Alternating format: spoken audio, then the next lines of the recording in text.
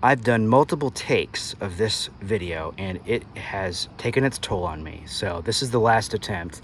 This is a Curt Tow Receiver and I purchased it from AutoZone. It's available on Amazon and everywhere else, lots of websites. Well-documented issue with it. Installation is fairly straightforward sounding. 3 bolts on this side, 3 bolts on this side, zip, zip, zip, zip, zip, zip if you have an impact driver, and it should be as simple as that.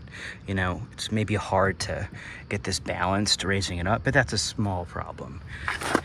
What happened during shipping, and is documented under a lot of Amazon comments and a lot of eTrailer.com comments, is this particular bracket will bend inward, and mine was bent on both sides or outward during shipping. And when that happened, it started binding with the spare tire area of my trunk. And then during installation, there are these three bolts as discussed. Well, those bolt holes no longer line up when it's bent the wrong direction. And that's true on both sides. This should be the easier side without the exhaust brackets. So I had to undo as much as I had already done, lower the tow receiver down again, and then I had to pound on it with the slide hammer. I had to pry on it with a tow bar. I had to slam it and hammer it and all this stuff. And then I got over on this end, and I did that to both sides, and there's 3 more bolts. Well, this bolt here, video far left, had a lot of corrosion in it because there was nothing using it on the S60 model that I drive around, unless you already had a receiver on here. So there was corrosion and all this junk. I had to deal with that. And then there's an exhaust bracket here. And in order to get that to go back on again, I had to modify the flange on the edge that bordered with the tow hitch receiver part. Otherwise, the bolts, once again, would not line up. So I had a 2-layered issue. One, the hitch came broken, if you ask me, or defunct because it was bent.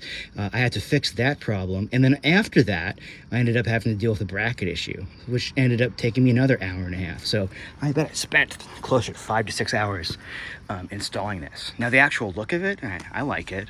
It doesn't get in the way. Parking, will it tow when it needs to tow? We'll see. That's a different story. But it's not a bad price. It's not a bad, seemingly quality-wise product once it's on. But the installation is really deceiving.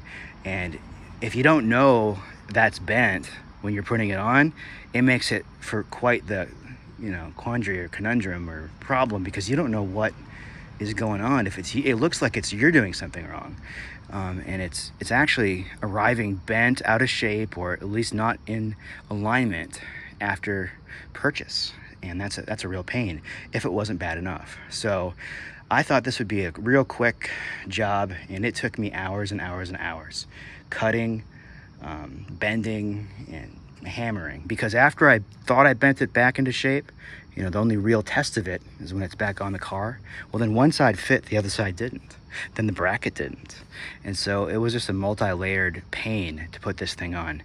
And fortunately, it's gonna stay on the car forever. I don't care, I'll send it to the dump with this on the back of it. I'm not taking it off again, forget that. So my rating from the manufacturer would be -5 stars, Curt. They have a good name in towing, but not with me and not on this channel. Thanks for watching.